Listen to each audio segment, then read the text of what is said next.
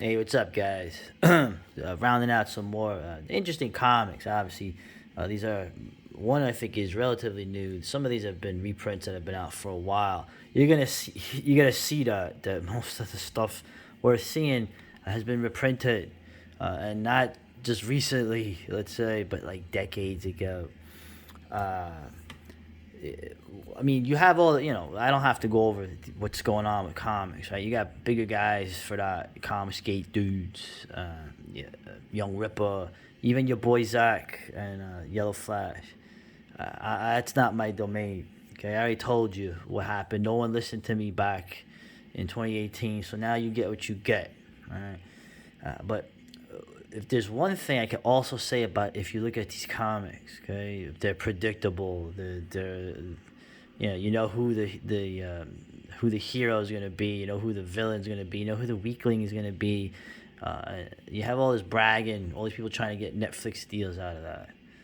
Okay, but the one thing that it's missing, well, first of all, they're boring as hell. Very boring. No matter what crazy ornamentation you have on it, they're not really crazy. You ain't crazy. You ain't really crazy. And that craziness factor, which I'm applying to what you see so often in the Asian stuff, right? But you had that crazy factor, that suspension of disbelief, where you almost can't even believe what you're seeing, but it's in front of you. Okay, that crazy sort of, almost you could say, the flip side of the sense of wonder that Goethe talked about the ancient Greeks. Right? From a lot of American comics had that in the maybe in the late 40s, 50s, 60s, up into the 70s. And then the 80s, everything got so bloody serious.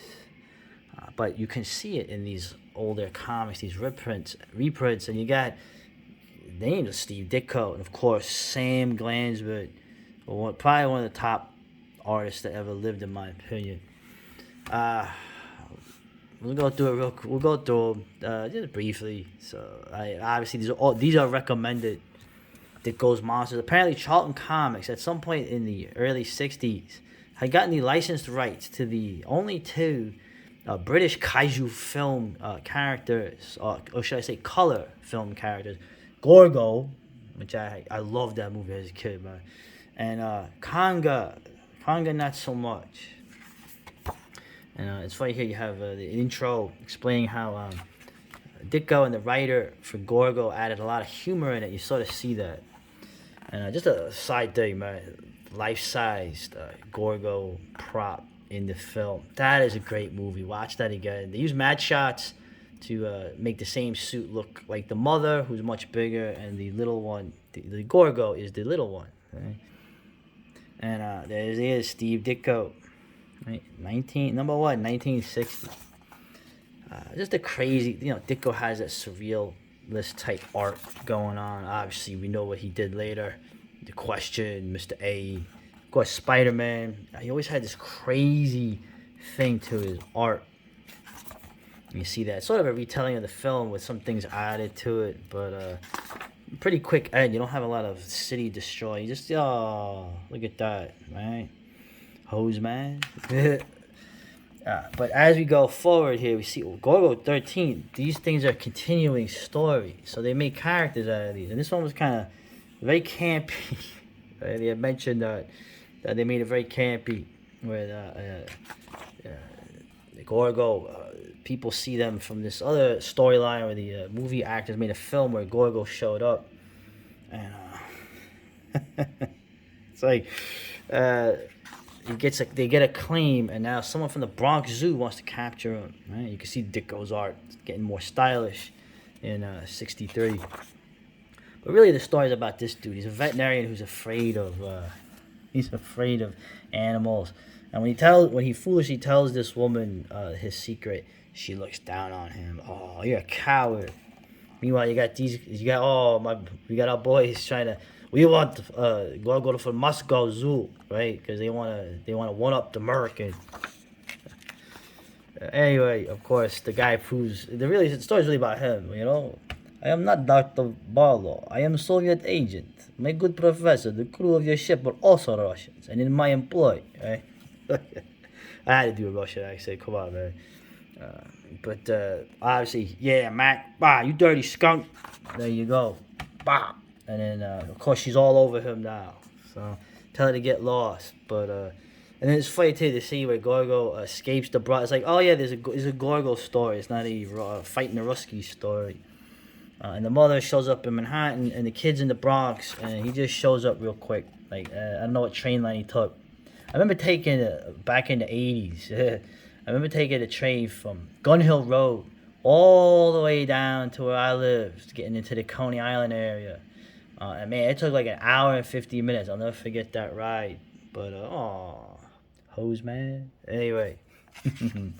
And these are the people, right, that reprint the manga. I don't have this one. They reprint this great one here. These great pre-code horror comics, man. Check more of these out. And this, the Unknown Anti-War comics. Now, I want to check this out because Steve Ditko's in there. But remember, Steve Ditko is coming from a different... He's not coming from the Peter, Paul, and Mary, Kami Pinko school of anti-war. He's coming from the objectivist view of it, okay? Remember, the largest anti-war organization ever in the United States was America First. But what war were they against going into? Let's not get into that. And I thought this is cool. I've seen this. The moon hoax. More on that later. All the hoaxes you should see in the old 19th century New York newspapers are hilarious.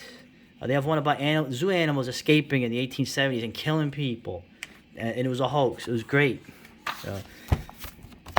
Like Conga is Conga, right? Conga is in the movie, he was a monkey turned into an ape, and then at the end he turns giant and kills the British actor that was in a lot of the Hammer movies, and he was Alfred in the Tim Burton films. But I like this thing where they're talking about there's Steve Ditko with his nephews.